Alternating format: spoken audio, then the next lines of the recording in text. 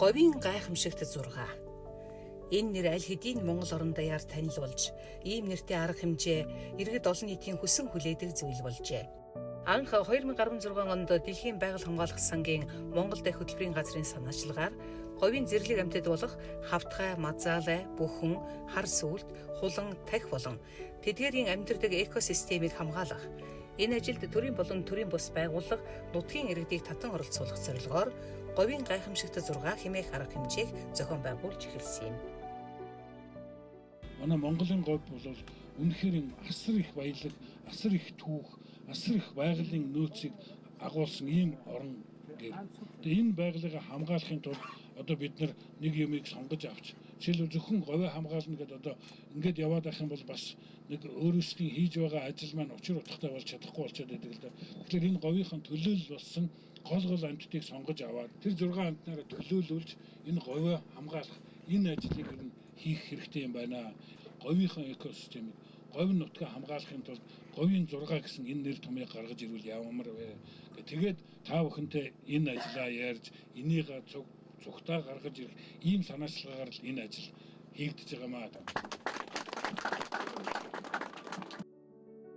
Ийхүү анх 2016 оны намар байгаль хамгаалах чиглэлээр ажилладаг байгууллагууд, эрдэмтэн судлаачид, нутгийн иргэд Говьалтай аймгийн нутаг Тахийн талд хуранчуулж говийн зэрлэг амьтдыг хамгаалах тал дээр санаа зориг нэгдэж байсан бол 2 дахь уулзалтыг 2017 онд Захуй Зарамгийн говьд орших Баян Тоорой тосгонд зохион байгуулж байсан. Харин энэ жил 3 дахь удаага Баян Хонгор аймгийн Шин Жинс цумын нутаг Эхийн голын Баян бүрдэд болж өнгөрлөө. Ховд Говьалтай, Өмнө Говь, Баян Хонгор, Захун зэрэг 5 аймаг мөн байгаль хамгаалах чиглэлээр ажилладаг төрийн болон төрийн бус байгууллагууд, гадаад дотоодын эрдэмтэн судлаачидгээд 250 гаруй хүн оролцсон нь говийн гайхамшигт 6 нь жилээс жилд хүрээгээд хэлж байгаагийн нотлохоо юм. Говийн гайхамшиг 6, жижиг 6 гэд энэ амьтныг хамгаалах шаардлага мэдээж одоо байныг үл мэдээж байлгүй яах вэ? Тэгээ бүр энэ нутаг дээр нь энэ байгаа газар дээр нь энэ сайхан газар бас ингээд энэ арга хэмжээг зохион байгуулж байгаа. Энэ ажлыг бол яам дэмжиж ажиллана. Яам бодлогын хувьд дэмжиж ажиллана, хууль эрх зүйн хувьд дэмжиж ажиллана. За боломжтой бол хөрөнгө төсвийн хувьд мэдээж дэмжиж ажиллана. Одоо нэн ховор амьтны энэ ч бас дэлхийд бүртгэгдээ олон улсын комиссаар зохицуулагдах хуультай. За Монгол энэ чиглэлээр бас байгаль хамгаалах чиглэлээр гаргасан багц хуультай. Хамгийн гол нь хуулийн эрхчлэлийг хангах асуудал бас чухал байгаа. Энэ сайхан унган байгалаа хойч үедээ бүрэн бүрэлдэхүүнээр нь үлдээж өгөх асуудал чухлаа. Тийм учраас цаашдаа яамны анхаарлын төвд байдаг асуудлын нэг бол мөн энэ жилийн хувьд бол бид нар хамгийн гол нь газар нутгийн хувьд шийдэх асуудал чухал байсан. Тийм учраас их говийн одоо Б хэсгээр сая засгийн газрын тогтоолоор одоо өнгөрсөн сарын өмнө бол 3.2 сая газрын бараг 3.1 хүн дээгүүрээр 800 мянган га талбайг бол одоо өргөтгөж шийдвэрлээ. Ингээд удахгүй улсын хурлаар ороод батлагдана. Энэ жилийн говийн гайхамшигт 6-г зохион байгуулсан Баян Хонгор аймгийн хувьд арга хэмжээ болох газраар алс дэлгүүд нутаг Эхийн голыг сонгосон нь учиртай юм. Эхийн голын бүс нутаг нь говийн их дархан цаазд газарт хамаардаг, эртнээс нааш зэрлэг амьтдын эдээшин дассан нутаг юм. 1970-аад оноос энэ Эхийн голыг түшиглээд Монгол орны одоо бас хүнсний нарийн ногооны үрийн нөөцийг бэлдэх зорилготой энэ Эхийн голын эрдэм шинжилгээний станц гэдэг байгууллага байгуулагдаж хүнсний нарийн ногоог тарьж түүний үрийг одоо бас өрөөр Монгол орны одоо бас энэ хүнсний чиглэлийн үйл ажиллагаа явуулж байгаа аж ахуйн нэгжүүдийг хангаж ирсэн байдаг. Тэгээ энд одоо хүний үйл ажиллагаа төвлөрч бий болсноор бол энэ орчмын нутаг дэвсгэрт амьдарч байсан одоо мазаалай, хулан, хавтгай, хар сүлтий зэрэг одоо амьтад одоо дайжих үндсэн одоо нөхцөл бол бүрдсэн гэж үздэг. Одоо өнөөдөр бол энэ хавьд бол яг энэ төрлийн амьтдыг үүсгэхэд бол хэцүү. Тэгэхээр энд одоо бас нэг цөөхөн хэдхэн айл амьдарч байна. За гол одоо эрхэлж байгаа үйл ажиллагаа нь бол хүнсний нарийн ногоо тариалдаг. За үүний зэрэгцээгээр бас одоо цаг уурын тамд судалгааны ажил хийдэг ийм станц байгаа л да. Тэгээд гол одоо түшгэлж байгаа нь бол энэ цаг уурын станц байгаа. Бидний зорилго бол энэ бүс нутгийг эргүүлж одоо бас зэрлэг амьтдад одоо олгохын зүйтэй тэдний амьдах орчин нөхцөлийг хангасан ийм газар болгохын зүйтэй гэдэг дээр бол санал санаачлага гаргаж холбогдох мэргэжлийн байгууллагууд бас санал дүгнэлтээ өргөж байгаа. Олонний сонирхлыг татсан арга хэмжээний үеэр оролцогч талууд говийн гайхамшигт зургааг хамгаалах талаар хийсэн ажлаа тайлагнаж цаашид юу хийхээ хэлэлцсэн юм. Баян тооройд болсон зөвлөгөөнөөс хойш өнгөрсөн 1 жилийн хугацаанд ховор амьтдыг хамгаалах талаар хийсэн ажил их байна. Үүнд мониторинг судалгаа, биотехникийн арга хэмжээ болон зэрлэг амьтдад зориулсан худаг гаргах, булаг хашиж хамгаалах зэрэг амьдрах орчныг сайжруулах чиглэлээр олон ажил хийжээ. Манай аймгийн хэмжээнд одоо энэ 6-га базаад бас тийм 100 парк хэмжээний байгуулахаар төлөвлөж судалгааны ажлыг бас орон нутгийн төсөлд суулгасан нэг 19 сая төгрөгөн дээр. За цаашлаад энэ одоо манай Алтай өвөр говьт бас сүүлийн үед хур бороо багаснаас болж нэлээд их сөлжилт явагдаж байгаа. Энэ сөлжилтийг одоо сааруулах чиглэлээр энэ сөлжилтийн үе бүрэн судалгааг аймгийн хэмжээнд бас энэ жил хийж байна. Энэ судалгааг үндэслэж бид бүхэн бас цаашлаад ямар ажлуудыг энэ 6 хамтлагаар чиглүүлж бас ажиллахаа гэдэг энэ төлөвлөгөөгөө гаргаж ингэж ажиллана гэсэн бодолтой байгаа. Энэ 6 амьтныг сурталчилсан баримтат киноныг бид хүн бэлдэж одоо хийлгэж ерөнхийдөө дуусч байгаа. Тэгээ он гаргаад энийг бас дэлхийн нийтэд сурталчилж ажиллана.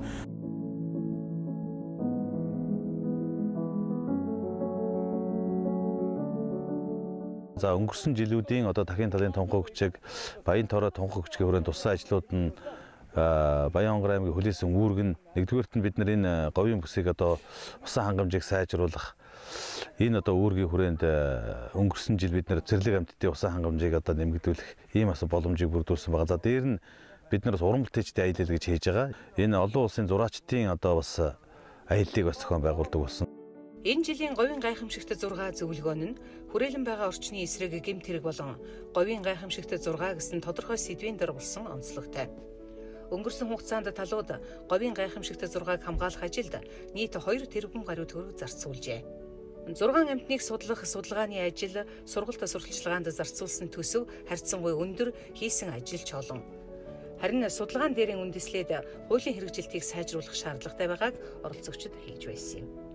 Монгол улсад бол хууль ёсоор аангийнх гэмтэрийг бол сүүлийн жилүүд бол тогтмол өсөх хандлагатай байгаа. Энэ өсөх хандлага нь юунаас үүсээд байна гэхээр иргэдийн эрх зүйн мэдлэг дутмаг нөгөөтэйгүүр мөн хууль ховор бол нэг ховор амьтны гаралтай түүхийд эдгээрийн гаралтай эд зүйлүүдийг одоо ашиглаж хэрэглэх эрүүл мэндэд ашигласнаар сайн байдаг их мухар сэтгэлгээнээс болоод бас энэ талаар бас хишгэлж байна. Мөн их хэмжээний ашиг мөнгө олох зорилгоор бас амьтыг агнахад бол нэлээдгүй байна. Тэгээд өнөөдрийн зөвлөгөөн бол энэ гэмтэргийн эсрэг мөн цаашид энэ говийн сайхан 6 амьтныг хамгаалахад ямар арга хэмжээ зохион байгуулах уу, ямар ажил одоо өрсөн зэрэг ажлыг зохион байгуулах уу гэдэг сайхан зөвлөгөөн болж байна. Тэгээд цагдаагийн ерхий газар болон Мөрдөн байцаах албаны хүрээлэн бошны эсрэг гэмтэрэг Мөрдөн жалгах хэлцээс энэ зөвлөгөөнд оролцоод мусан бусад болон төрийн бус байгууллагаас гарсан санал дүгнэлтийг бас авч хоорондоо мэдээлэл солилцож одоо цаашид бол нэгт хамтран ажиллахаар болж байна. Энэ бол маш зүйтэй юм аа гэж үзэж байна. За энэ гэмт хэргийн асуудал бол ихээр хурцаар тавигдж байгаа. Бид бол ялангуяа олон улсын хуралдч одоо мэдээж энэ чиглэлээр орж санал онлоо хэлдэг. Хууль эрх зүйн өвч гэсэн бид нар бол хийгээд цагдаагийн байгууллага болон холбогд газруудтай хамтраад явж байгаа шалгалтууд бий, үр дүн төрж байгаа юмнууд бий. Бас одоо нууц одоо юу гэдэг далд байдалд орсон асуудлууд байна. Нэг юм нь бол манай улс өөрөө энэ хулгаан транзитыг тээвэр маягаар дамжуулдаг орн болчиход байна. Тэгэхээр энэ лүү бид нар бол бас нэлээд арга хэмжээгээ чиглүүлэх шаардлага байна. За манай бөхөнгөөс бусад одоо энэ ховор амьтдаас хулгаалаад шалгагдаад ингэ явж байгаа бол юмд бий л дээ. Тэгээд байгаль орчны эсрэг гэмт хэрэгтэд дэмжих цагдаагийн байгууллагынхантайгаа бас бид нар бол хамтарч ажилладаг. Одоо бүр орон тоо бүтцийн хувьч гэсэн анхаарч, техник хэрэгслийн хувьч гэсэн анхаарч манай яамнаас ус дэмжиж тусалж байгаа юм бий. Зөвлөгөөний үеэр амьтан тус бүрийг таниулах сурталчилгааны майхан ажиллаж, тухайн амьтны үүсэл гарал, тоо толгой хамгаалах чиглэлээр хийж байгаа ажил, тулгарч байгаа аюул зэргийн талаар мэдээлэл өгсөн юм. Энэ удаа говийн гайхамшигт амьтдаас Монгол бүхэн оролцогчдын сонирхлыг их татлаа. Учир нь нэгэн үе 15 мянгад хүрч байсан Монгол бүхэнгийн тоо толгой сүүлийн 2 жилд эрс хоргодож 2018 оны 4-р сард хийсэн судалгаагаар 3000 орчим бүхэн үлдээд байна. За Монгол бүхэнгийн тоо толгой одоо цөөрч байгаа одоо үндсэн шалтгаанууд нь юу байх вэ гэхээр нэгдүгээрт одоо байгалийн одоо энэ зууд турхны асуудал байна. Дээр нь одоо бас одоо энэ халдварт өвчин байна. За Гурав дахь зүйл нь яг хөөхтөр одоо хүний гурвата үйл ажиллагаа улгаан хуулийн хэрэгжилт бол одоо бас тийм сайнгүй. Одоо хэрэгж чадсандаа бол бас замхардаг юмнууд бас байгаа. Бүхэн одоо хамгаалахад бас гол одоо чухал ажлын нэг нь бол амьдарч байгаа газар нутгуудыг одоо улсын засгийн хамгаалтанд бас өргөжүүлж одоо оруулах энэ чиглэлээр бол одоо бас ажлыг хийгдүүлэх одоо зайлшгүй шаардлагатай гэж бодож байна.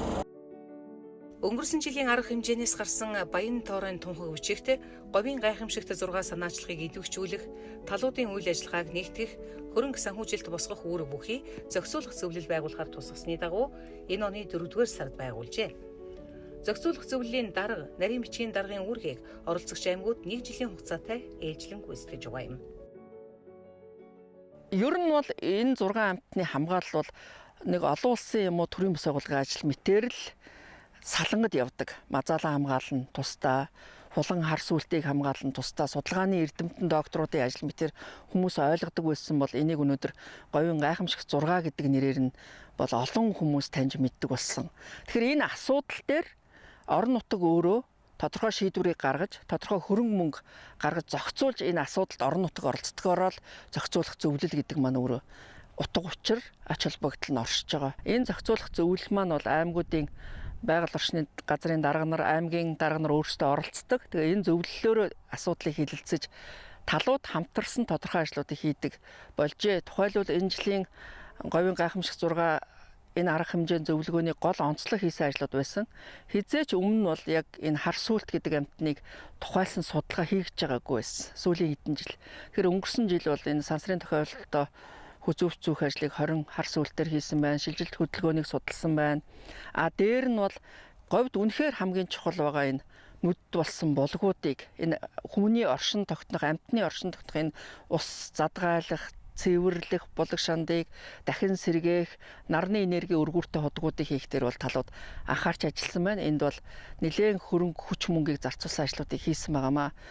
Тэгээ энэ жилийн бас нэг гол онцлог зүйл бол бид нар өөрсдөө санаачлаад яг GG6 буюу говийн гайхамшигт 6 гэсэн энэ сан үүсгэж талууд нэгдэж энэ лүгөө анхаарал хандуулж ялангуяа энэ жилийн хувьд бол хүрээлэн буу орчны эсрэг гэмт хэргийг таслан зогсоох зорилгоор ажиллаж байгаа. Тэгээ энэ талууд дээр анхаарч тодорхой ажлуудыг хийхээр нэгдэж байгаа нь бол бас дараагийн томоохон ажлуудын эхлэл болж байгаа гэж ойлгож байгаа.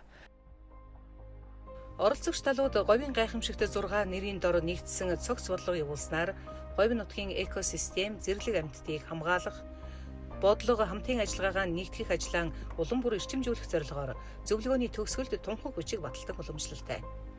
Энэ жилийн эхийн голын тунхаг бичигт хэд хэдэн чухал асуудлыг тусгасан юм. Ер нь бол урдны зөвлөгөөнүүдээс хийсэн ажлын үр дүнгээ бид нэр ярилцаад 3 дугаар зөвлөгөөнд бол 3 одоо чиглэлээр үйл ажиллагааг одоо хийж хэрэгжүүлье гэж ингэж тохирсон. За нэгдүгüүрт нь бол мэдээж энэ амьтан одоо энэ говийн дархан заасан газар болон энэ экосистемийг хамгаалахад талуудын оролцоо тэгээд дээр нь одоо хуулийн хэрэгжилт гэдэг асуудал яригдсан. За дараагийн арга хэмжээ нь бол мэдээж хамтын ажиллагаа гэдэг асуудал яригдж байгаа. За нөгөө 3 дугаарт нь бол мэдээж хөрөнгө санхүүтэй холбоотой асуудал.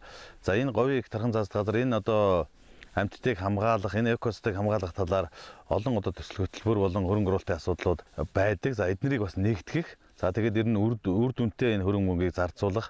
За орон нутаг төслийн байгууллагуудын одоо уялдаа холбоог сайжруулах. За говийн их дархан заасан газарт нэвтэрж байгаа энэ одоо судалгаа шинжилгээний болон одоо өвс тэжээл одоо тавьж өгж байгаа энэ хүмүүсийг бас бид нар хараа хяналттайгаар одоо харилцан ойлголцолтойгоор энэ одоо бүс нутагтаа анхаарах, энэ тэд хийж хэрэгжүүлж байгаа ажлаа тал бүр нь нэгдсэн одоо ойлголтод хүрэх энэ чиглэлээр ерөөд нь одоо бас ярилцлаа. Говийн гайхамшигт 6. Энэ л 3хан үг аль хэдийн олон нийтэд танил болж, энэ л нэрийн дор говийн зэрлэг амьтад төдийгүй говь нутгийн экосистем тодорхой хэмжээгээр хамгаалалтанд оржээ. Говь нутгийн гайхамшигт 6 амьтнаар дамжуулан Монгол орныг дэлхийд таниулан сурталчлах зорилготой анх санаачилж байсан үйл хэрэг аль хэдийн байгальд ээлтэй хүн бүхний хүсэн хүлээдэг үйл ажил болжээ. Он цаг үлрэхийн хэрээр Great Gobi 6 буюу GG6 хэмээн дэлхий дахинаа дуурсаж Монгол орныг таниулах тэр цаг үе эрхийг үгүйсгэх аргагүй.